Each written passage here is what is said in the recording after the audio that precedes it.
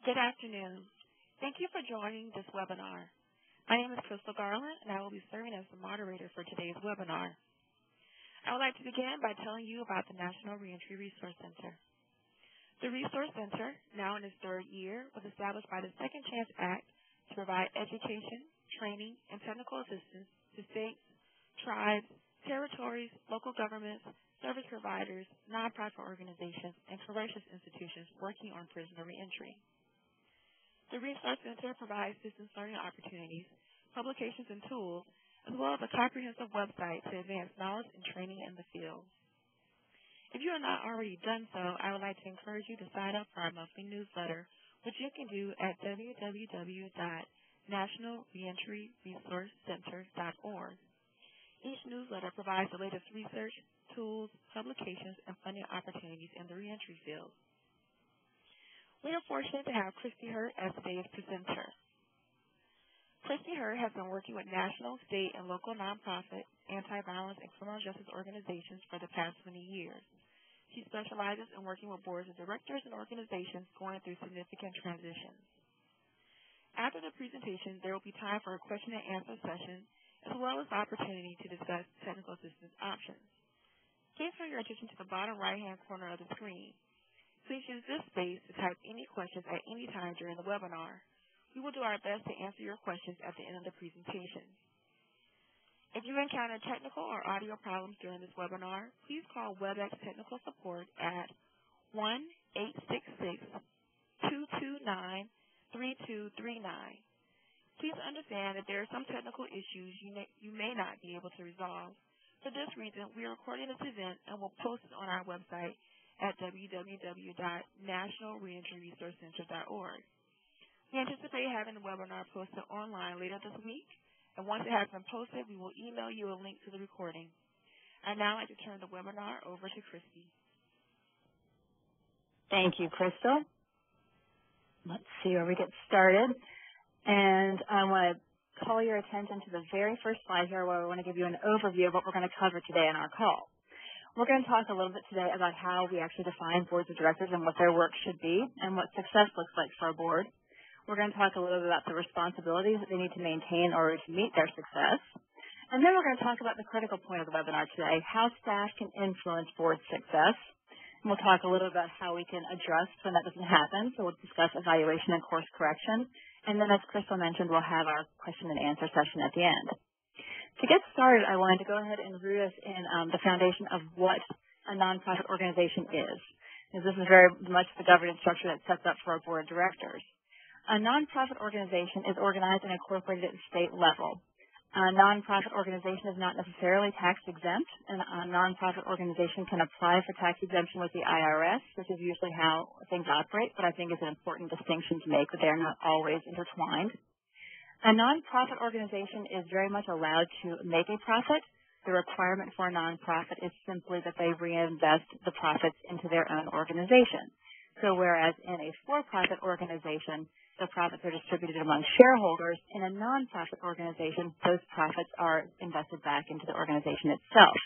I always like to highlight this point when I begin this discussion because so often nonprofit managers and administrators think that breaking even is the goal for a nonprofit organization, just simply not ending the year in the red.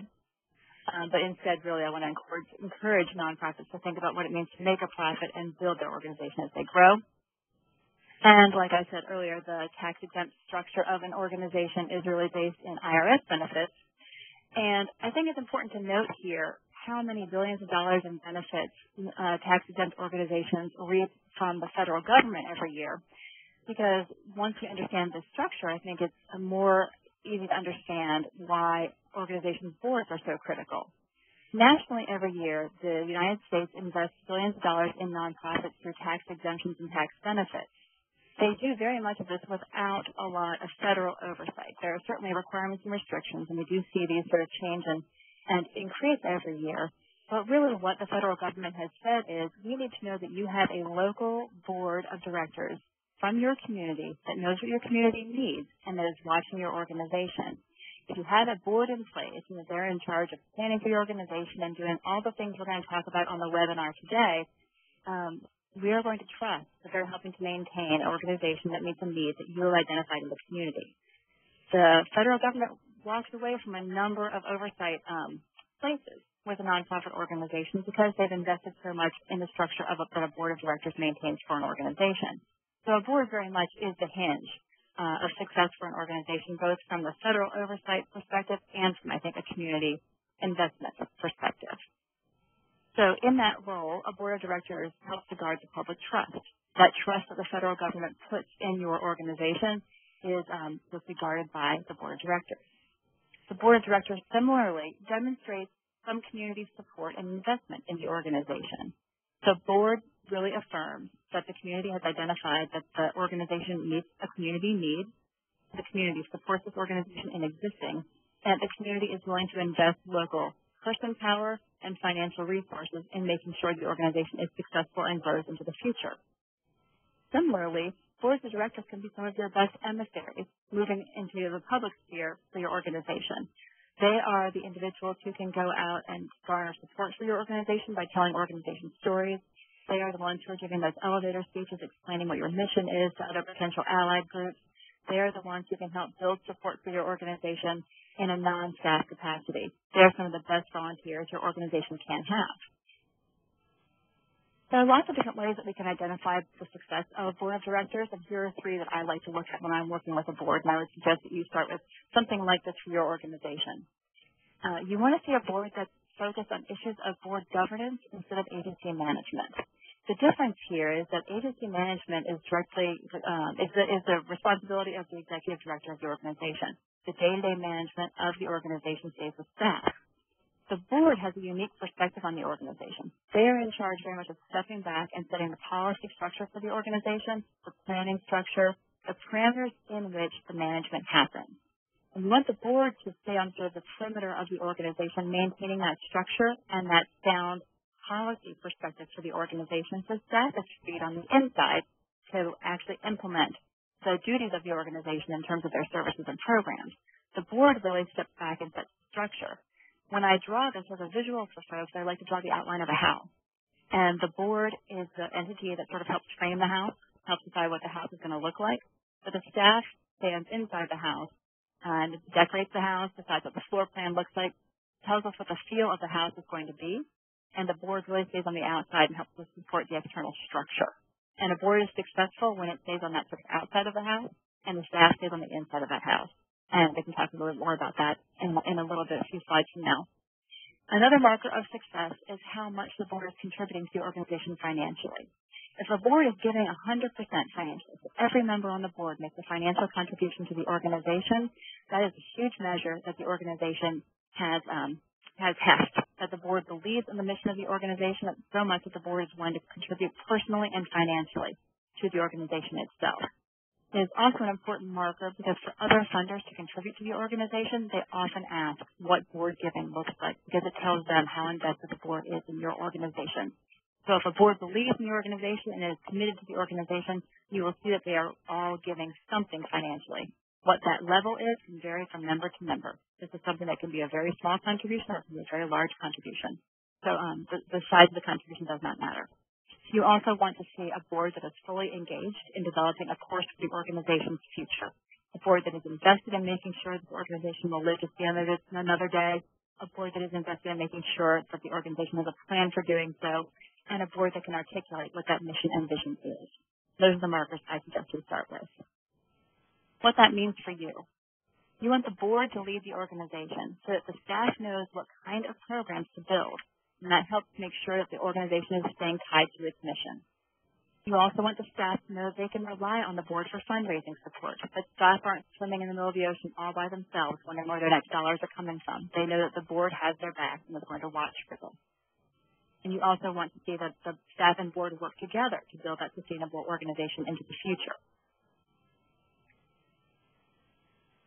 In most states, boards of directors have 3 legal duties. And these legal duties are usually outlined in your state codes. And these words, in most states that I've seen, these are the words that all states use. Boards have the responsibility to use a duty of care, duty of obedience, and a duty of loyalty inside their organization.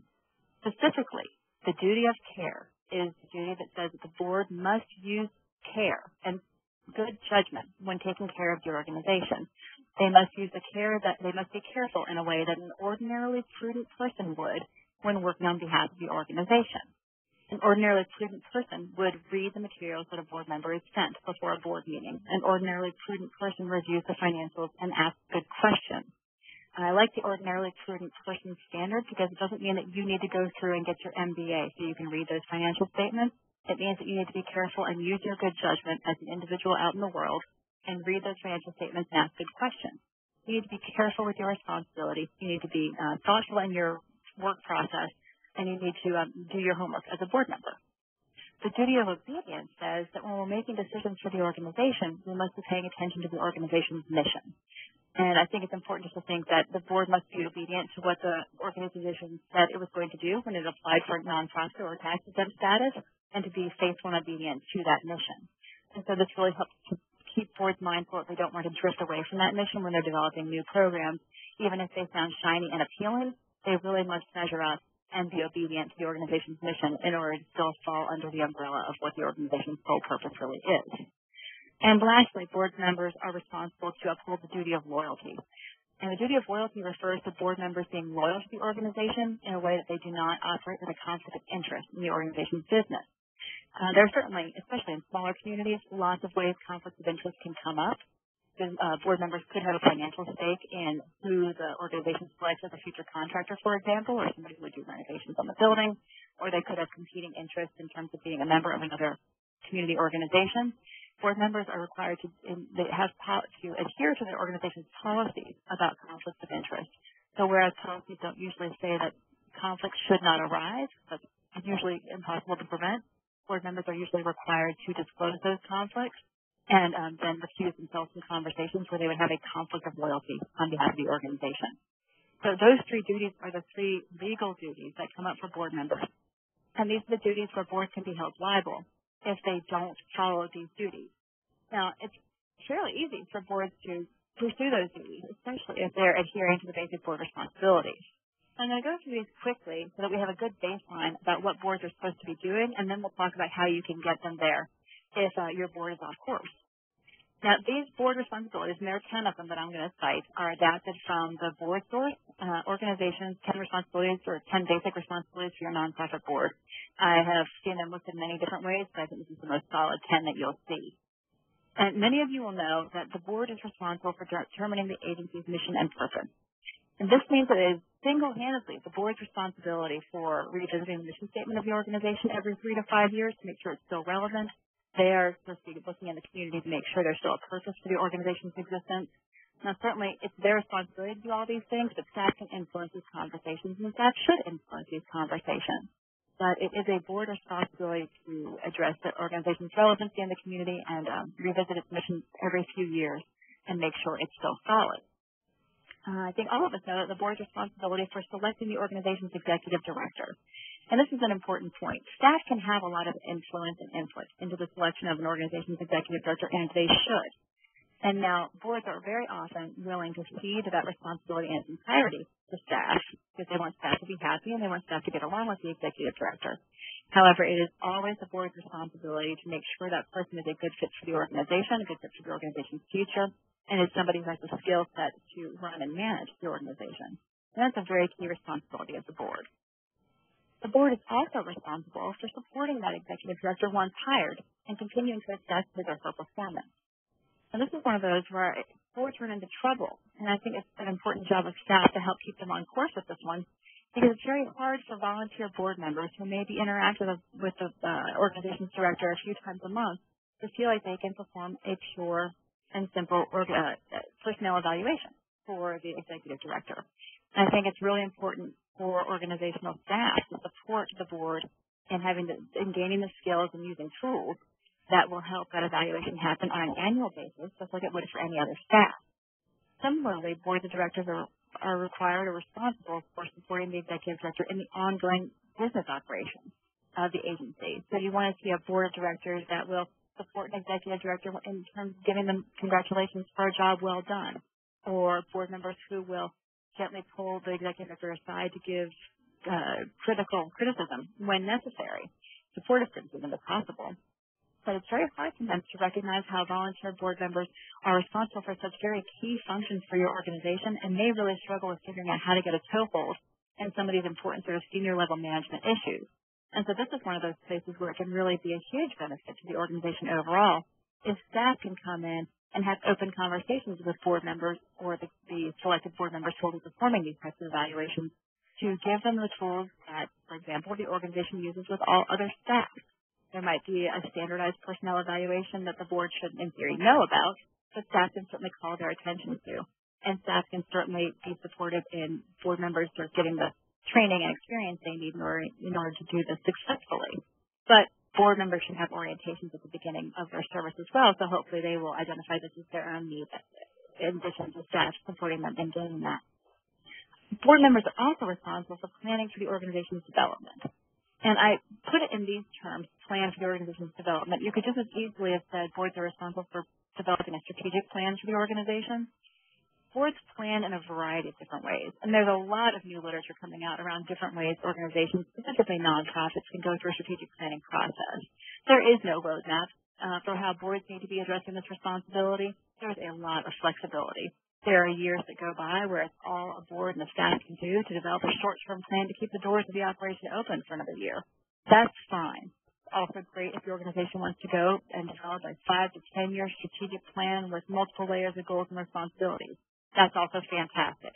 The important thing here is that it is a board job at its root to do all of the work of determining what makes sense for the organization, figuring out where the organization needs to go, soliciting staff input to help identify action steps and ways the board can help support staff's work. This is a board-driven responsibility with staff input to figure out ways to develop the organization moving into the future. It can be short-term, long-term, strategic, critical, whatever it needs to be, but this should be board-driven and staff-supported. And there is a whole other series of webinars on that you could do on the planning topic, but I really want to reiterate that so often staff are craving this kind of support from their board of directors. They want to have that kind of guidance. They want to know where their jobs are going in 3 years. They want to know the goals they are working towards. And it's the board's responsibility to do the research and the homework to help get them that information so that staff are working within that context. Again, back thinking about that visual of the house, the staff needs to see what those walls are, to see where they can be building towards, and see where they can go in the future. That's a very big responsibility.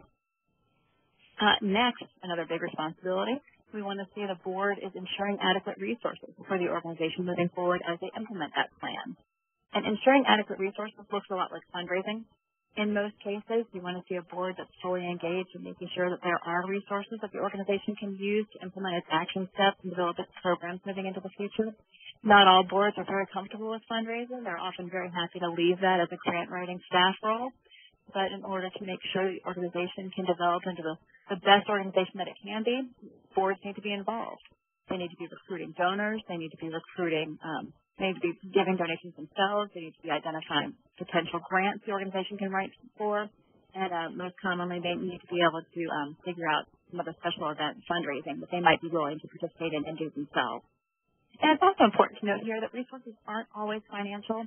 Resources can be personnel as well. They can be volunteer. They can be in-kind contributions from the community.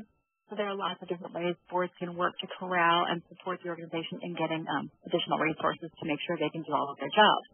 Now, when the resources don't match up, when the board has developed a fantastic, shiny plan with lots of different programs involved in it, and they can't raise the money to support the plan, it's the board's responsibility to go back into that plan, revise it, and make it reasonable.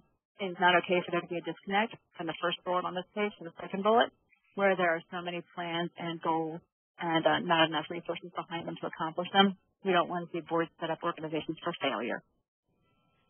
Along those same lines, you want to make sure the board is managing this organization's resources effectively, making sure that they're looking at the financial statements every month or every other month, depending on when they meet, that they're in touch with how those resources are getting spent.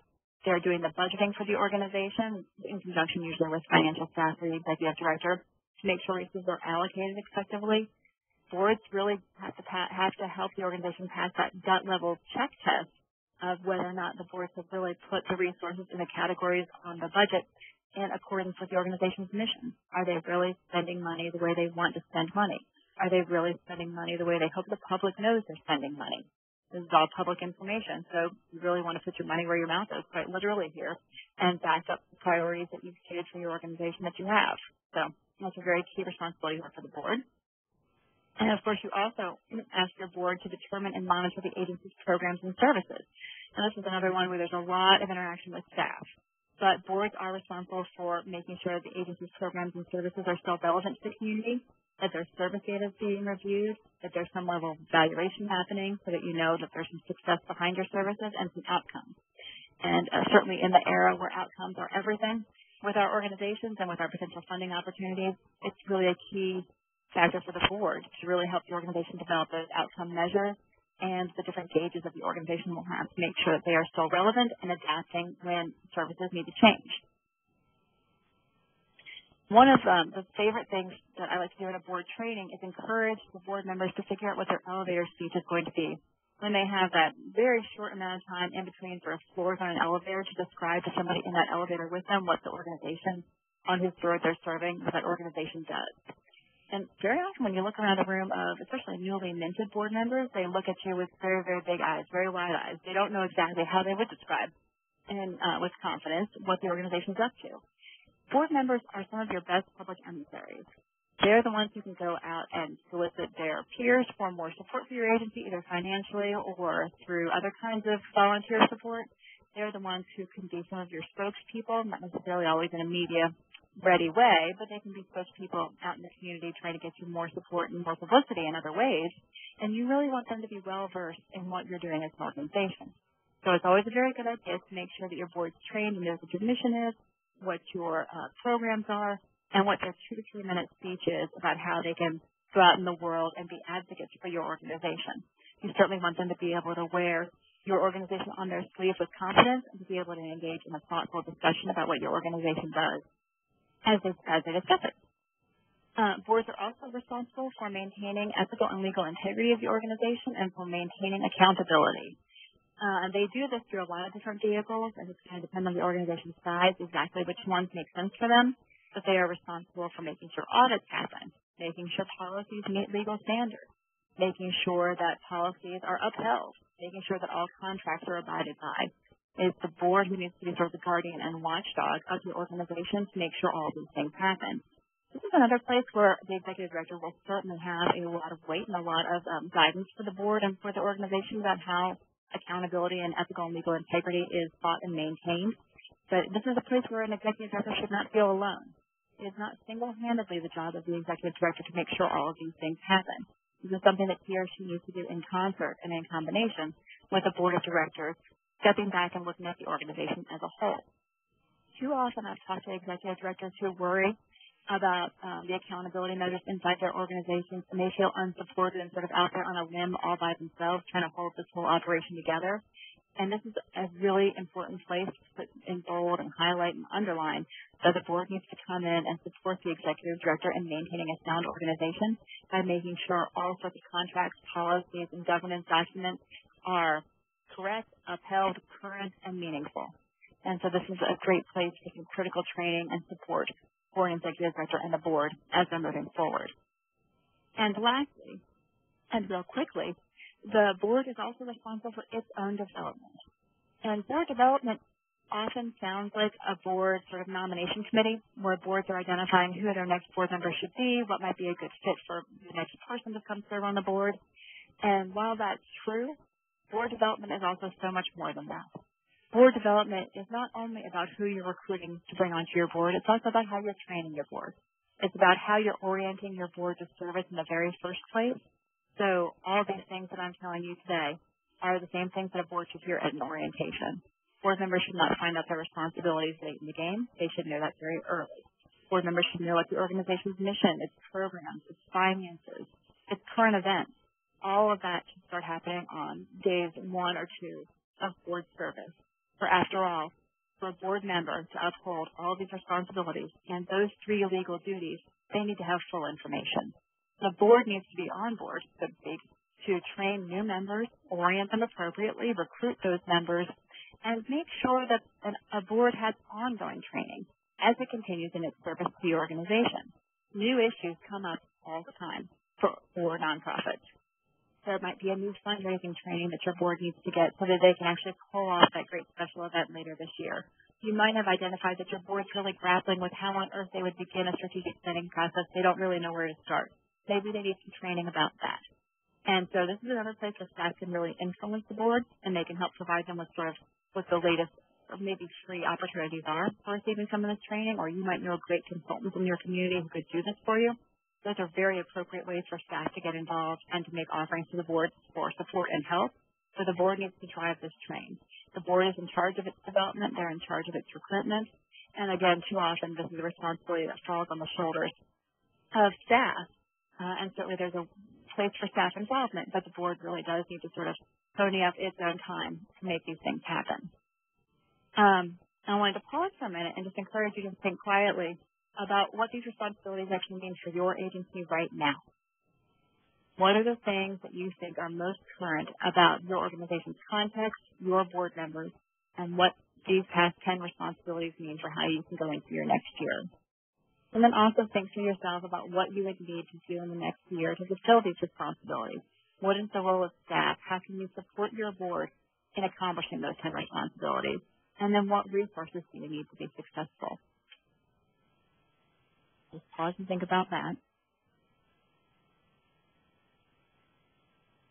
Now I want to tell you about the top 5 things staff can do.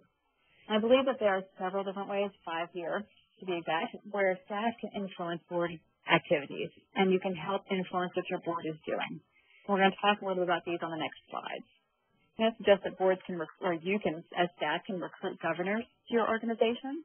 You can address how you share information with your board. You can encourage discussion and dissent with your board. You can engage in external and independent support for your board, and you can build partnerships with your board. And these things might not always be intuitive for an executive director, especially one who is sort of holding on to all the different strings and trying to keep the operation together. But I would like to propose here that when a board is fully engaged and fully involved in upholding all of its responsibilities, the relationship between staff and board is like an eloquent dance. They're doing a bit of a tango where there's a complementary step from the board and a step from the executive director. They're different steps, but they can make a beautiful dance together when everybody's got their roles straight and your board has been fully developed into a governing board, which then would free you up to do all of the wonderful staff and organizational management that is actually in a director's job description. Recruitment. And we just talked about how with board development, this is a board responsibility. But one of the places that staff can really influence the board is to work with the board committee or the representatives of the board to identify what the needs of the board really are. So that boards don't get stuck in the mire where they are walking around the community thinking, oh, hey, you look like a great community member. You've been on lots of other nonprofit boards. I think you'd be great. Really step back from that part of the process and think critically, what does your board need to continue its development in the future? What do you know as a staff member that you need to see your board do in the next year? Who do you think might help you do that? And then feed that information into your board's process. Along that same path, identify your supporters and allies who can govern. So who are the people in your community that you know can think big picture? Who are the people in your community who have been successful at establishing policies for other organizations? Who are the people in your community who can really help set structure and walk away from the micromanagement side of organizational development?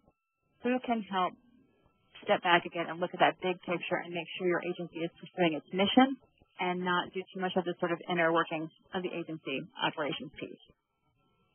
Similarly, you want to help your board find worker bees and not yes people.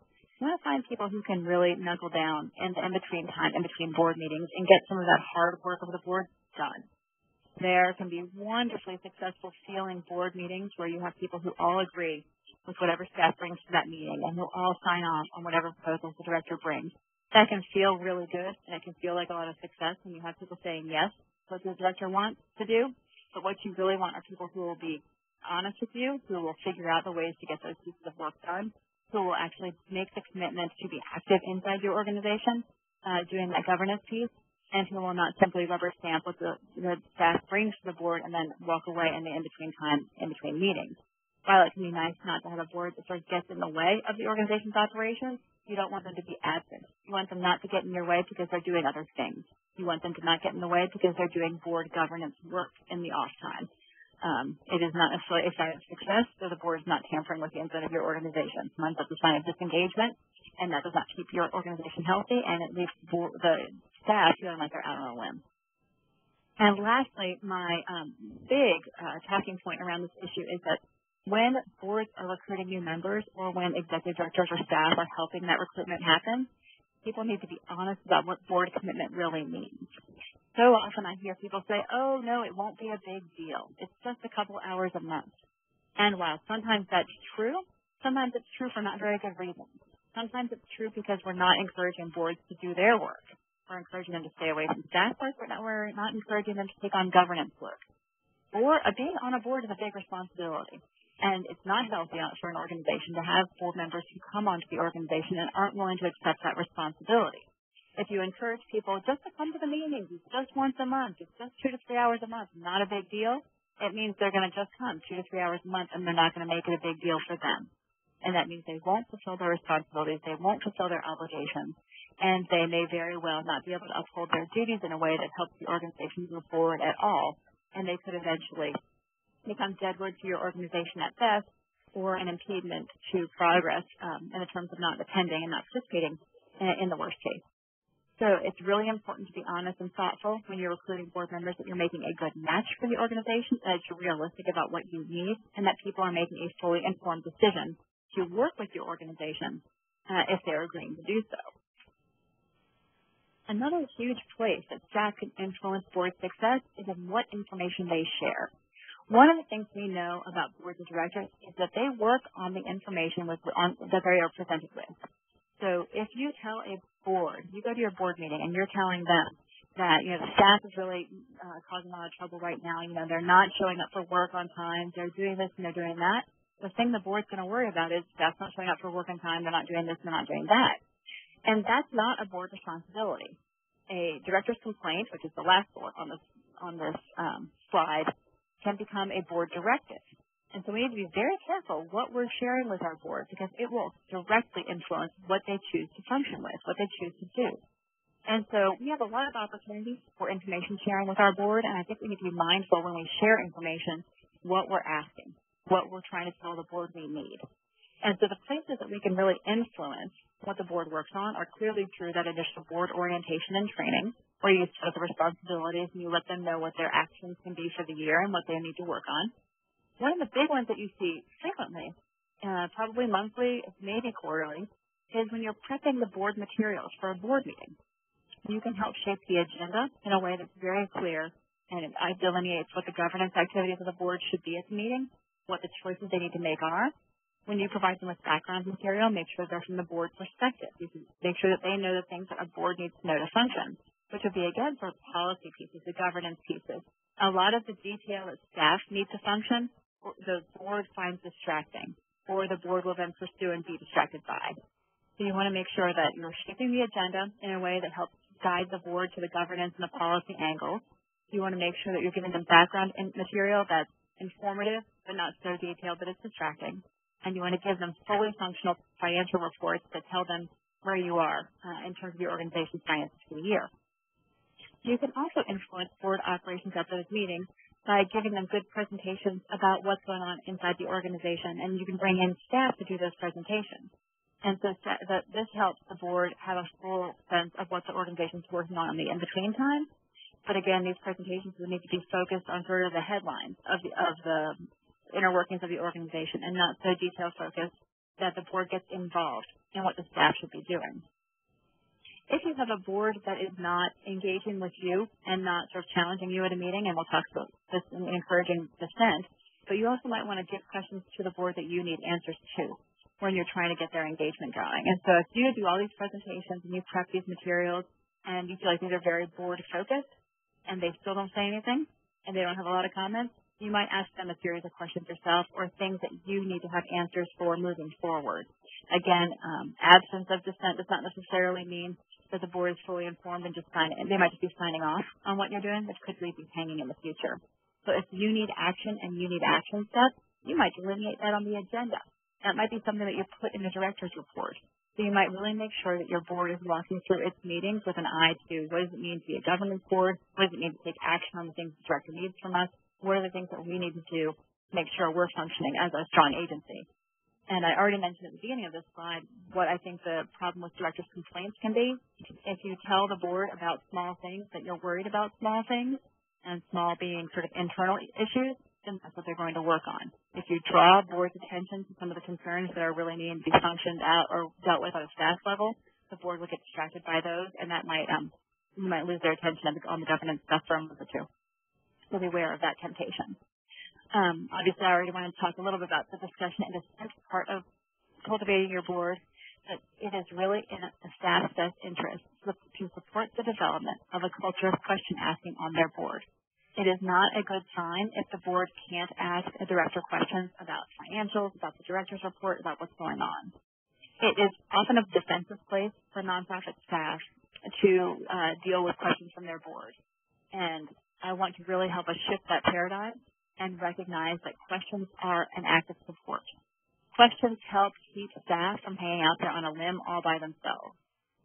When a director is sitting alone in his or her office trying to figure out what the next thing to do is, they should feel fully backed by their board of directors, because the board should have been informed about all that goes on that they need to be a part of up to that point. There should not be a crisis that the board does not have at least some history on before it happens. Hopefully we will never see a crisis, but we can be realistic. Crises happen. The board should be informed along the way, and they should be able to ask questions of staff as that's all unfolding, so that both the board and the staff can be looking at issues as a team. This is about the organization. This is about the organization's success. It's not about the pros and cons of individual staff. It's not about strength or weakness of an individual director. Questions from the board are part of their job, and if the board is not asking questions, that's a sign of concern. And if you're trying to cultivate a board that starts to ask those questions, if they have not been in a culture or a community where they have done that, you might want to start priming the pump, so to speak, by asking the board to identify questions that community members or funders would ask if presented with this headline about your organization. So what could they think of that might concern someone else? If they can't speak for themselves at that point, say what might concern them. Give them another role to occupy to help play devil's advocate a bit with what you all are doing as an organization. And of course, if all else fails, be prepared to ask them questions yourself. You are now fully informed about all the responsibilities that a board needs to uphold. What questions would you have if you were in their shoes? So I think this is a very important culture to cultivate among board and staff. And similarly, I think it's okay if staff has questions of the board. This needs to be an open dialogue, open communication, and if there are issues that people feel like they cannot address at this level, then that's an issue that you all would want to look at carefully inside your organization. External and independent information. It can often be very isolating for a director to feel like he or she needs to present all the information to their board at all times. It's also a real vulnerable place, because if some of that information feels wrong for any reason, then again, the director feels very lonely and try to figure out how that could have gone differently. So I encourage organizations to really look at places where they can seek external and independent feedback or information in making critical agency decisions.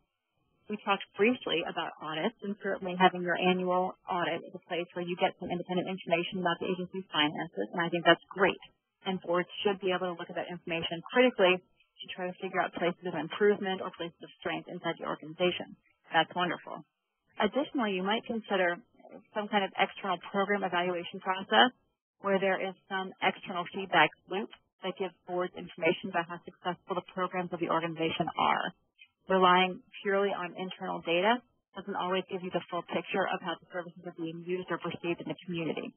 So somehow developing some kind of external program evaluation through client feedback, through peer evaluation, through consultants coming in and giving that evaluation when you have that funding, all of those things can give you some of that service and data around how successful your programs are.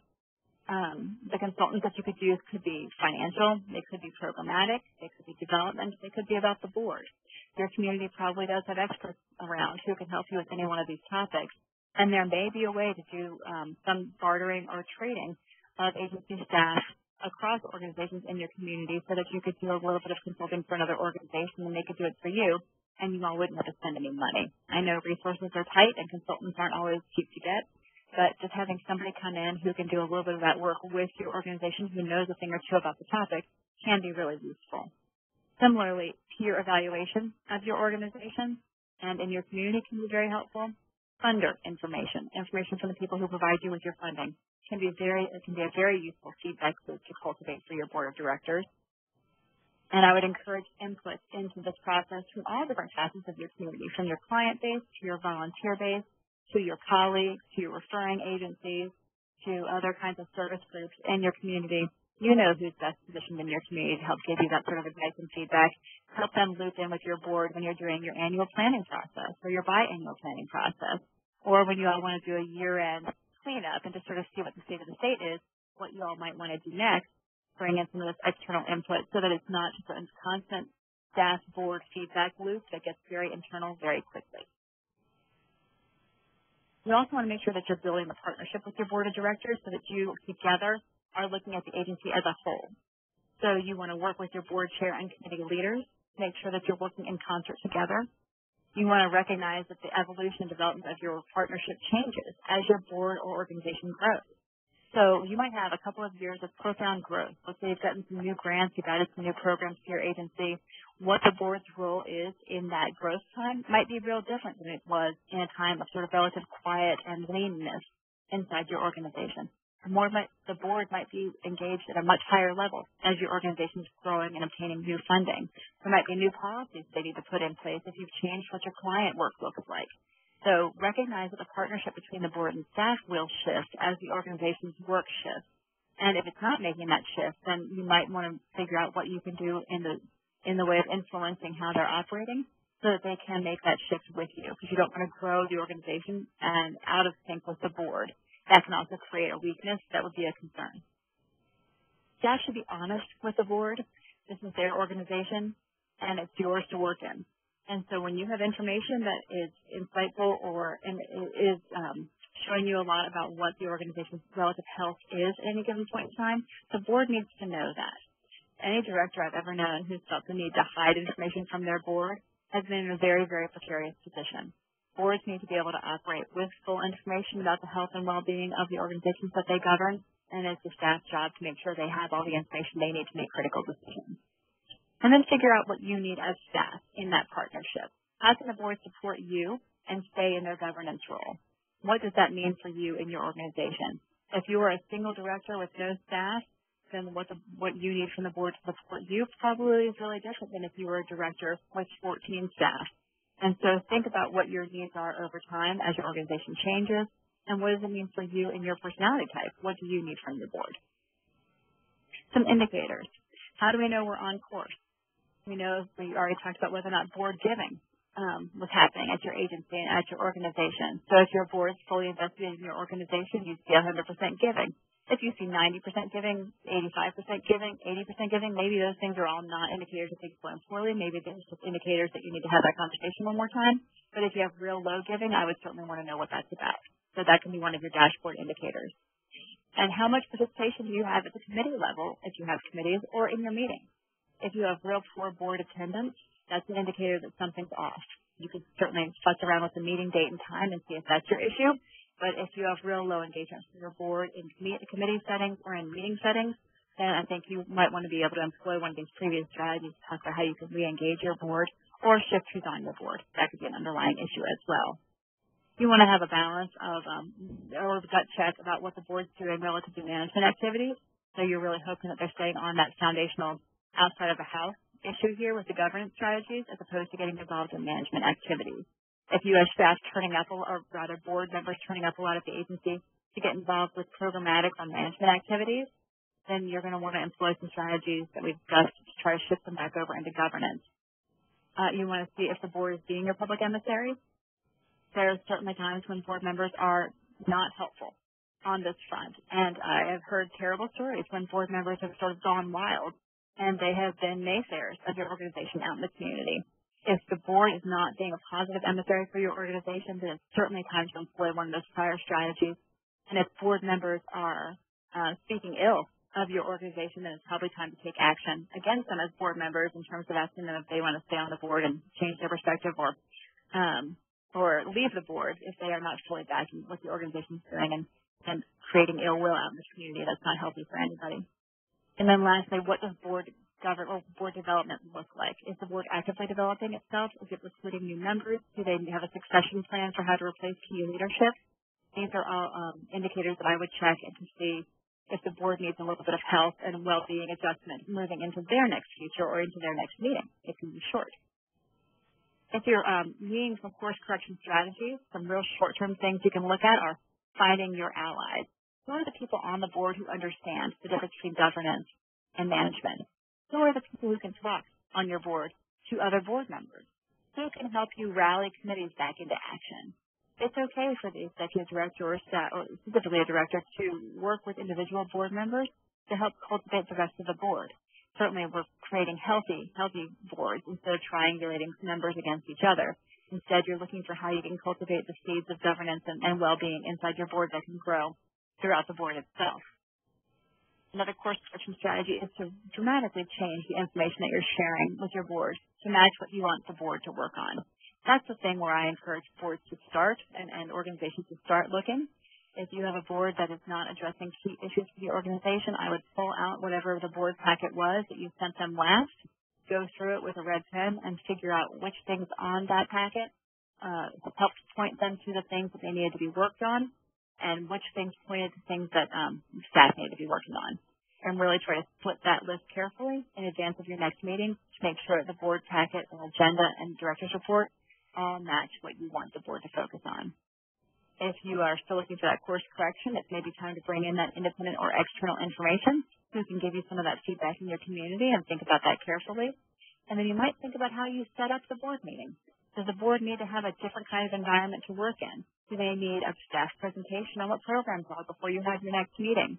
Is the board meeting time not successful? Is the board meeting space not conducive to conversation and dialogue and discussion? Is there not enough privacy for the board to have an honest conversation? Is the board not comfortable? Does the board need food? A lot of these things can be big picture and small picture and all have a really big impact on your organization. So ponder all of these different course correction strategies as you help to develop your board. Now that is the end of our formal presentation. I am happy to take questions or clarify as we move forward.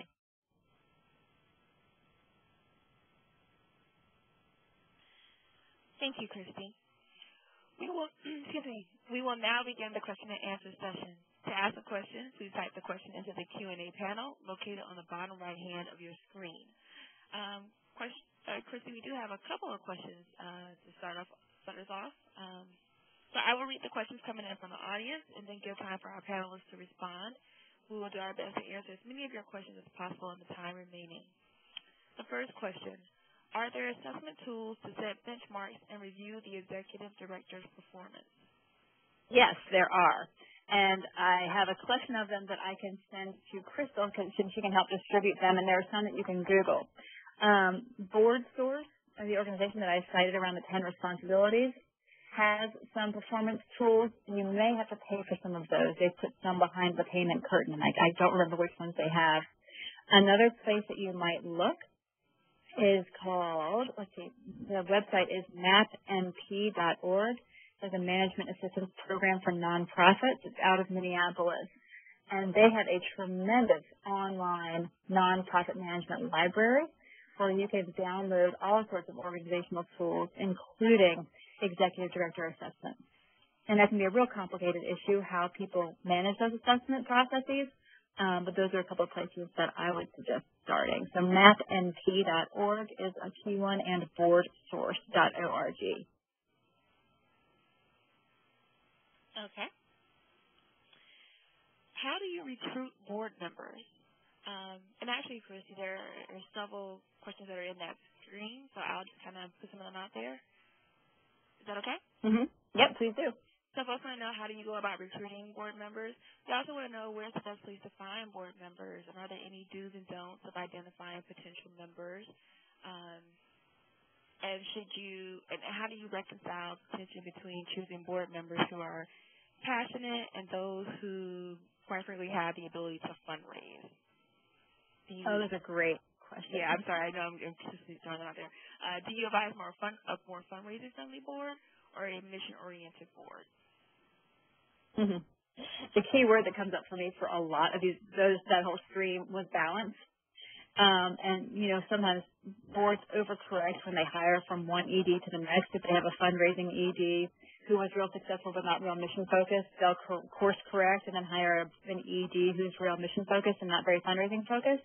In those cases, I think that the real thing to do is to figure out proportion in time. And so for the balance between fundraising and mission, I would ask first, what is key for your organization in the next 3 years, which is something around an average board term. So in the next 3 years, do you feel like your organization needs to consolidate its programming? Does it need to sort of do some real strategic planning around what its priorities are, what its mission is? Has there been mission drift? And if so, then I would proportion the board a little bit more towards the thinkers who can really align around the mission and be critical about that. But if the reality of the situation is that you need to have a fundraising focus, then I would shift the balance a little bit more in favor of the fundraising. In all cases, I would want representatives of both groups on my board. I want a fundraising committee that rocks, and I want people who can be real honest and open about the mission and passionate about the mission of the organization. So the question is always going to be balanced. And I think that the secondary question around the fundraising versus mission piece for me is, if you have people who are fantastic fundraisers and don't get the mission of your organization or who aren't passionate about the mission of your organization, that can almost be dangerous. So I would never want to bring, hard to say never, but I hesitate to bring anyone on the board who is purely a fundraising powerhouse and not at all passionate about the organization, because that could end up coming around and biting you in the very end, and I'd be concerned about that. So that's just 2 seconds on that topic. Similarly, around the recruitment issue, every community is real different around where you can go and how you can recruit board members. It is very hard in a small community to recruit a 15-person board. And so what I would rather see, especially in a small community, is a smaller board of directors of people made up of people who are passionate and strong. And so I think in most states, there's some limit on how small the board can get. And usually it's much smaller than I would be comfortable with. But I think boards can technically, maybe they can be in some states as small as one person big and in some states as small as 3 people big. I would never really want a one-person board. That sounds dangerous to me. But I would suggest that in a small community where there's trouble recruiting, that a board could be 5 people big. And that if a board is having trouble recruiting its successors, or you're having trouble trying to get a board to a fully staffed level, then I would say, look at your local community organizations, look at your faith community groups, look at other nonprofits and who their successful board members have been, look at your other nonprofits or community agencies, and you can see if their staff are also willing to serve on boards, although I would certainly be aware of potential conflicts of interest there. But a lot of folks have a lot of success in the retired community, in local Rotary groups, in the faith community, and with other different organizations and groups that represent marginalized communities in your community. How many times can I use the word community? And you would want to recruit sort of in proportion from all of those groups, so that you don't just have 5 people from your local Rotary group, because then you're just a Rotary operated organization. But so that's a don't. I would be very careful about that. And you are never desperate enough that you need a board member who does not believe in your organization.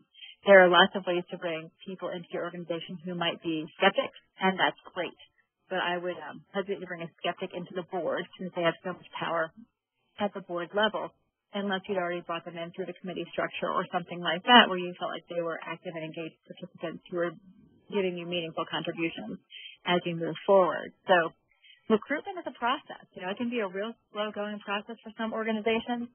I would also encourage you, as you're recruiting board members, to have a job description prepared for board members, so that some of these expectations are outlined in a way that you can hand out to people early on, so you can be honest and open about what you're looking for.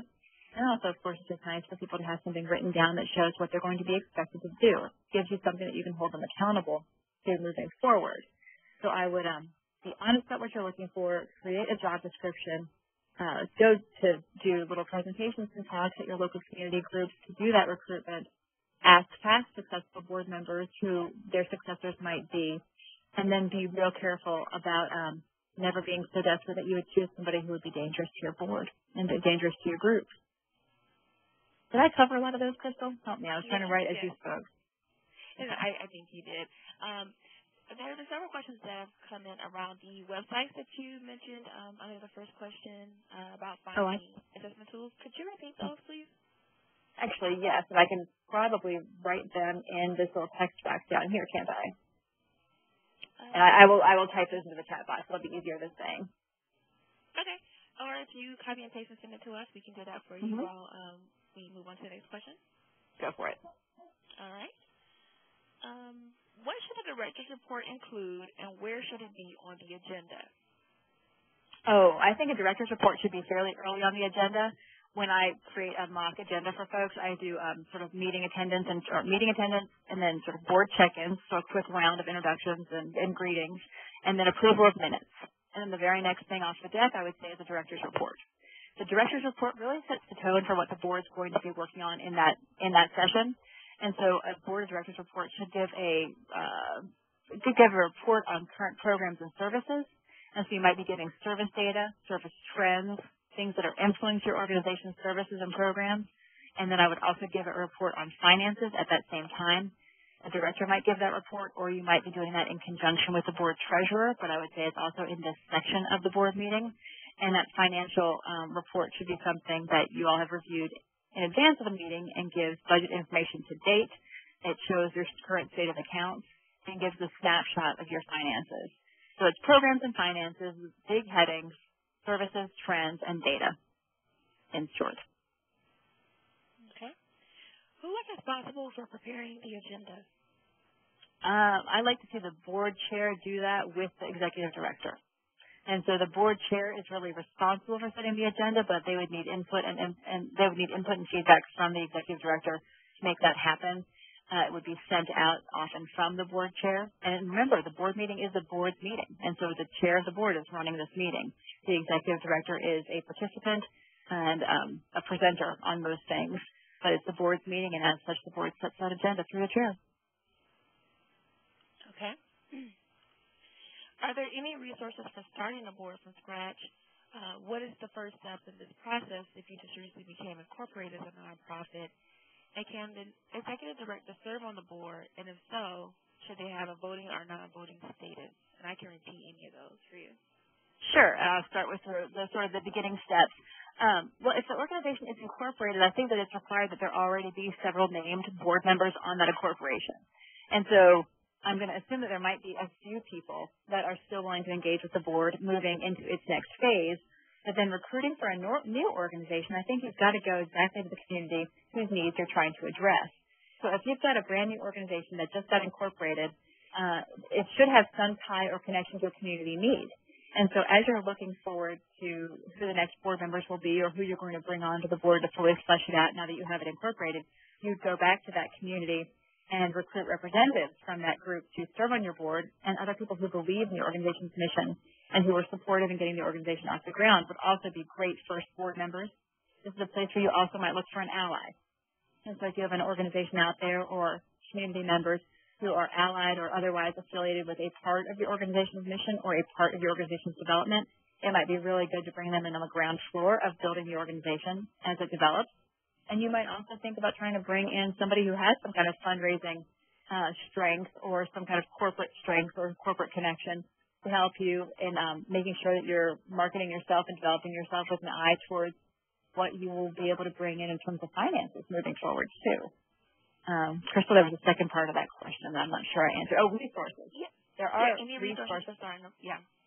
Yeah, I think that MapNP site will be one that you could use to look for how to establish a lot of different components of your organization. There are a lot of different websites that links to that tell you how to start thinking about hiring staff, how to write job descriptions, how to develop personnel policies, how to make sure that you're paying attention to liability.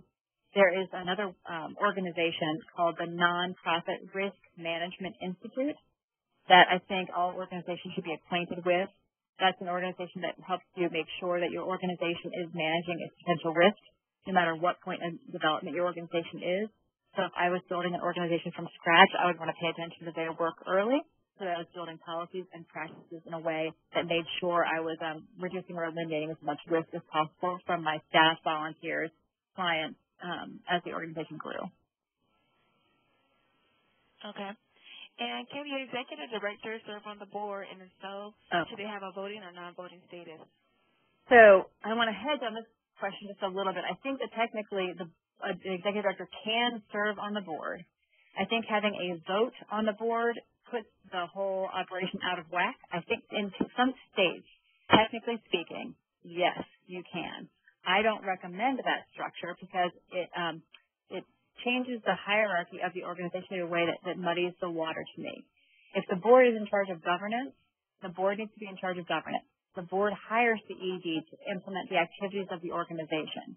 If you give the executive director a vote on the board, it gives them a different responsibility than the board and than an executive director who is purely hired to do the management of the organization.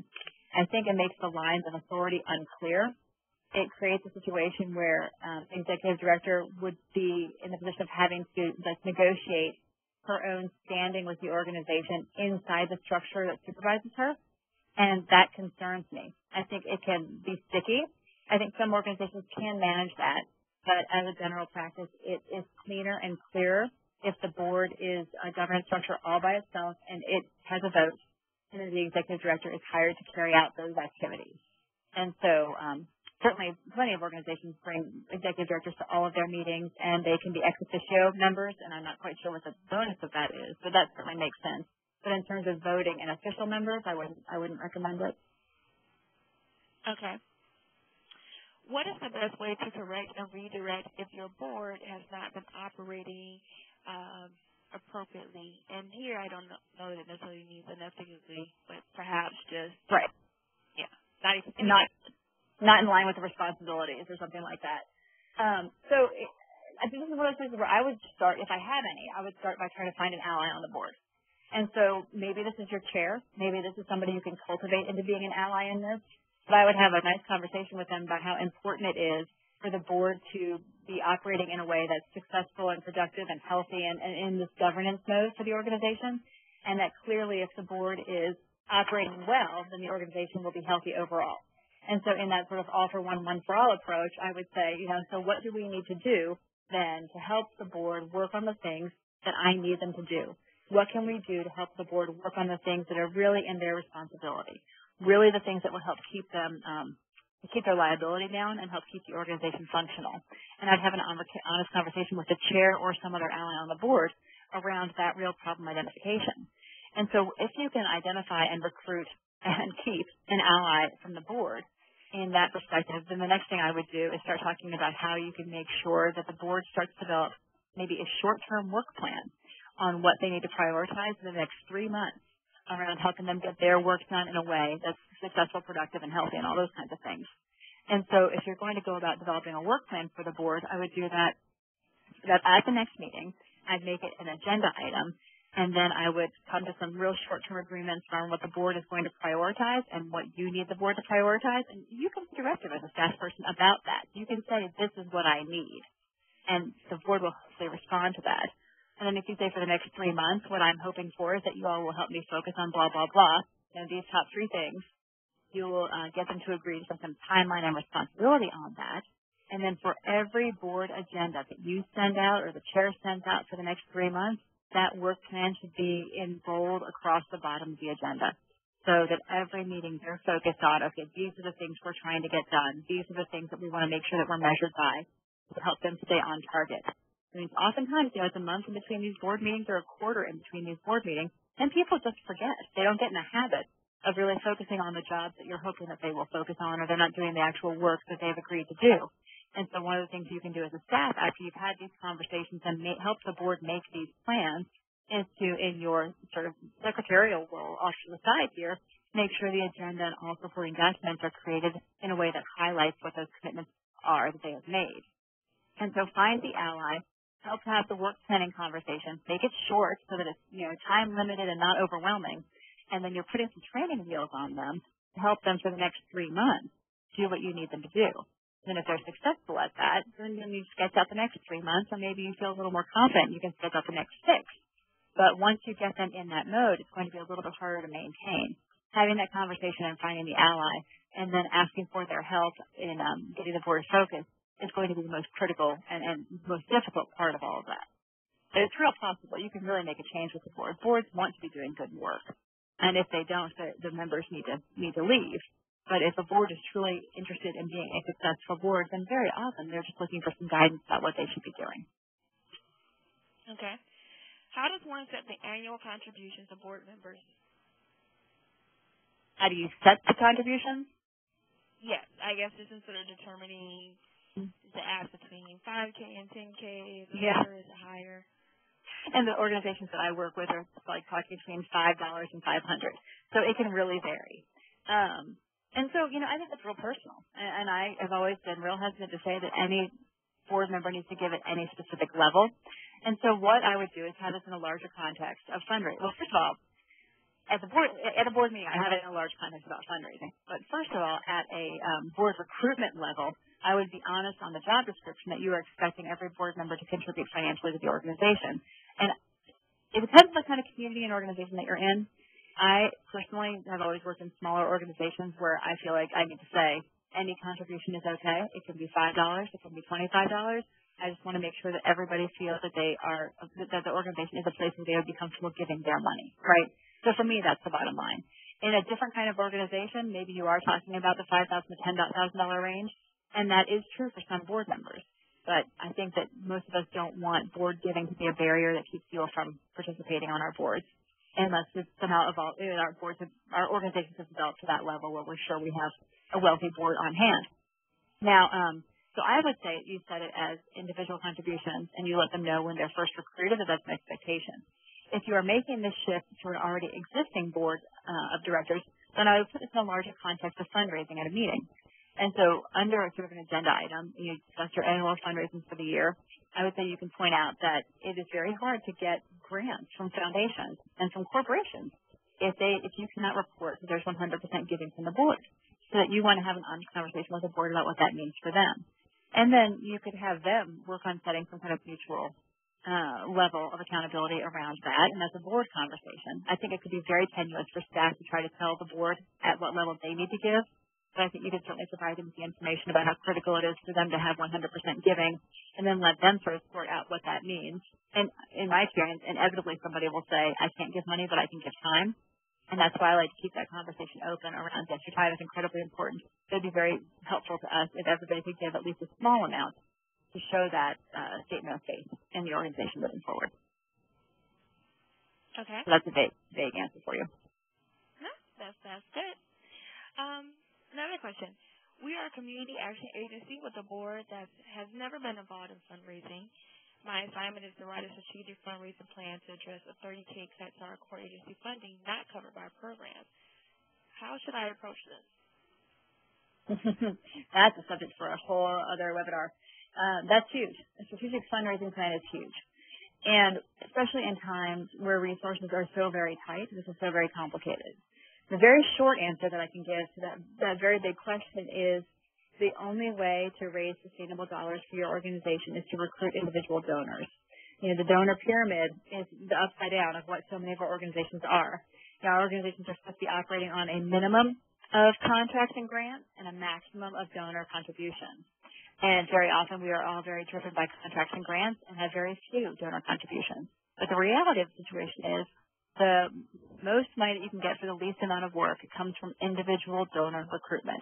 It takes a lot less effort to ask one donor and get $5,000 than it does to write 10 grants and hope one of them comes through for $5,000. So any strategic fundraising plan needs to be really heavily focused on individual donor engagement and recruitment and increase donor development for the donors that you might already have. So that's the short end of it.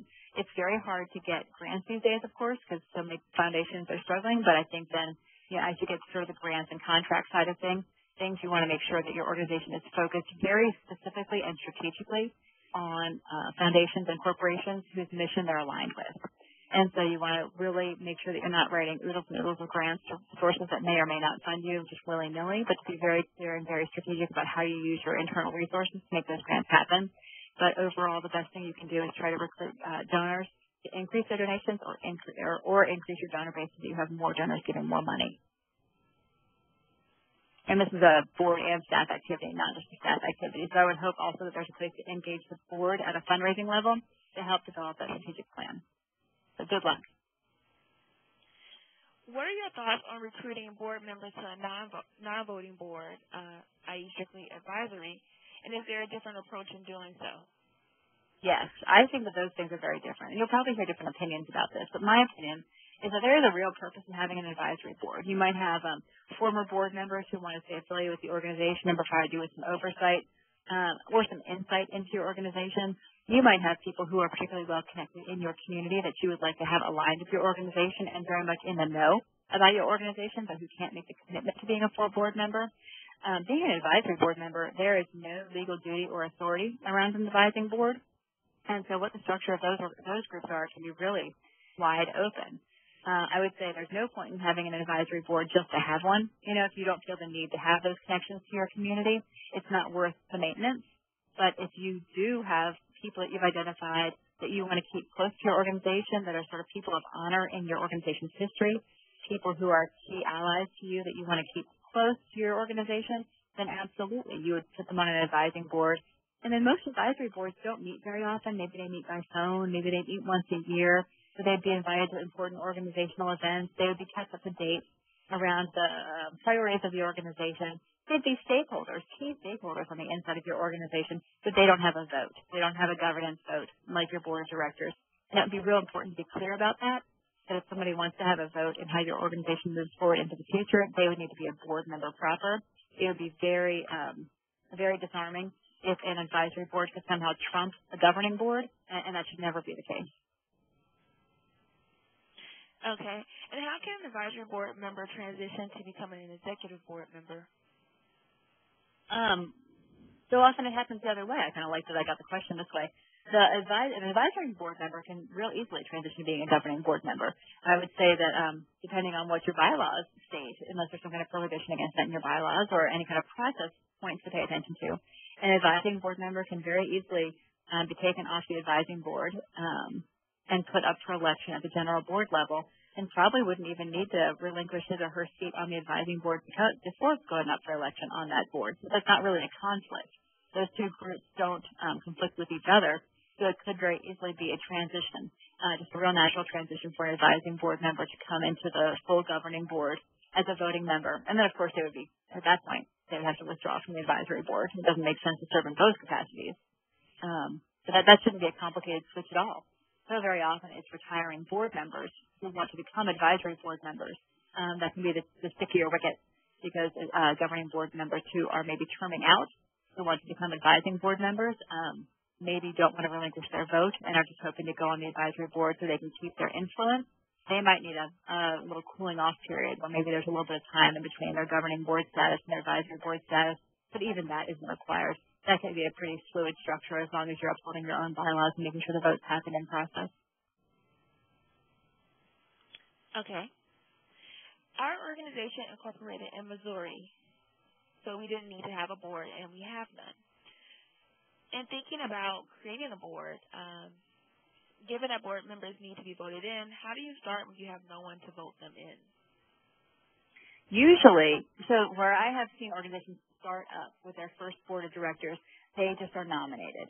And oftentimes it's the board members who are creating the articles of incorporation, and they, for lack of a better word, they knight themselves the first board, and that's okay.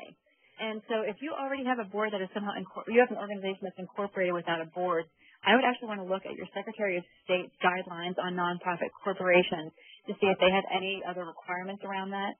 But it is, you know, in cases where boards are starting up for the first time, they elect themselves, and that's okay. Now, if you're one person who pulled together an organization sort of from the staff angle and you're looking to recruit your first board, I think similarly you can recruit a board that would then, again, name itself to the first board, and then what you might have is some requirement at the state level around when they need to come up for re-election. And I think some states do say after a year's time they need to be elected again. So you have the sort of foundational or founders board that then needs to be re-elected at a certain point in time. But I think you need to check with your Secretary of State's office to make sure there's nothing that I have missed about that being state-specific. Thank you.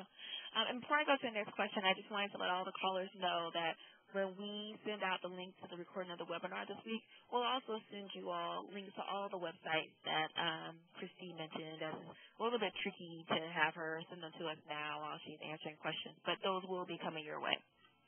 Okay, Christine, next question. What do you think of boards meeting on the phone versus in person? Are there any pros and cons? Yes, I have lots of thoughts about this, and so does your state probably. Each state has different laws that say whether or not they feel like they believe that meeting telephonically or by email is an actual meeting. And so you'll need to check with your state Secretary of State office or your local nonprofit sort of advisory group to let you know where your particular states stand on that. I personally think that boards can meet by phone. I have worked for a number of statewide organizations that have that as a necessity in order just to make sure that boards can meet and have it not cost you $10,000 every single time. I think you need to have some real careful discussion points for your board around what it means to be engaged in a board meeting over the phone so that people can't be sort of typing away at their computer doing their jobs, so they're sort of listening in. That's not how you would function in a meeting, and it's not how you should function on a telephonic meeting. And so organizations generally need guidelines to help make sure participation is as fully invested as it would be as an in-person meeting. And similarly, over email, if people are taking votes and your state allows it over email, then you would need to have some process that outlines the responsibility of each board member to chime in on that vote so that simply board votes couldn't happen while people just disengaged and their email went to spam folders and that sort of thing. I think that you can meet in all these different ways with modern technology, but I think how you do it needs to be outlined clearly so you're maximizing participation, or else the board would be able to potentially be accused of not following its full duties and liabilities. I think that you would be running into trouble with that duty of care if you had board members who weren't carefully paying attention and participating in the actual discussions of the board. So you'd want to make sure that any guidelines that you establish as an organization paid careful attention to what it meant for board members to be fully engaged and involved and invested in the decision-making process that was happening if it wasn't face-to-face. Can you offer any guidelines for getting board members engaged in various aspects of the organization? Not sure which aspects the attendee is referring to, but Christy, is that something you can? Yeah, so say the question one more time. Suggestions about how to get the board involved. Any guidelines for getting board members engaged in various aspects of the organization? Well, I think that it depends on how you want to use them. And so I can picture a big organization or a small organization asking this question. And I think of a big organization trying to get the board to make sure it's coming to its big public events. And sometimes I think you just need to ask directly and to really highlight that this is an important board responsibility. Now, if that doesn't compel people to participate, then I think it's time to talk to the chair about getting the board to show up. And I think that then the board chair needs to really say, this is a board responsibility and this is an expectation of participation here on the board. And then if people still aren't coming, then I think you're looking at an issue of potentially having some dead wood on the board, people who aren't fully invested in the agency and on the operations and who maybe need to exit their term. Now, that's a pretty hard line, and it's very hard to ask board members to leave, and I get that. But if the board isn't doing their job, then sometimes they can be doing more harm than good if they're not ponying up their time when they should be. And certainly there are good reasons why people don't do that. And in a small organization, you might be looking for the board to actually get involved with their hands in the middle of the organization because you don't have enough staff to get the jobs done. If that's the case, I think the plea is similar, where you're trying to have some help. You need some help. You need the board to come and assist you with the actual workings of the organization. And you need to ask. You need to state your case. You need to explain that this is something that this is good for everybody in the organization, and it's clearly their responsibility to assist with all of this and to work with your board chair or your executive committee to get their support to sort of back you up on this. I love talking to board chairs and executive committees as allies for staff, and so I would never hesitate if you need more board engagement or involvement to go to that level with your real clear request, and hopefully they would help you manage that too. Okay, and our final question. Is there an ideal length of time for board of directors meetings and an ideal frequency to hold board meetings? And that one is going to depend on geography. So again, having worked at the state level, we had to meet quarterly with our statewide board because we did make them travel, and that was purely a restriction of kind of the expenses that we had dealing with each of those meetings. I'll tell you, I didn't think a quarterly meeting, and we'd hold it for a day, so we'd keep them, tracked for a whole day working with us. I don't think that was great. We never had a great rhythm, and so I really favor monthly meetings. And with a group that can't travel, I would say try to investigate that phone meeting option. It's way more engaging to have a board that meets monthly or I think outside every other month and have committee meetings happen in between time so that you can keep that board engagement heightened, so you can keep the board really, really humming on their work. And I think board meetings, if it's every month or every 2 months, then I think 2 hours is probably enough. And for community board, if you're in a local community or a local single or double county area, that should be fairly doable. Especially if you're feeding people on some level or they're bringing snacks so that you can keep them kind of healthy and going. You don't want to drain your board. And so I think meetings that go towards 3 hours start to feel like work, like their job. And that becomes a little bit harder for people to manage with the rest of their lives. So I like 2 hours monthly or a little over 2 hours every other month with committee work in between.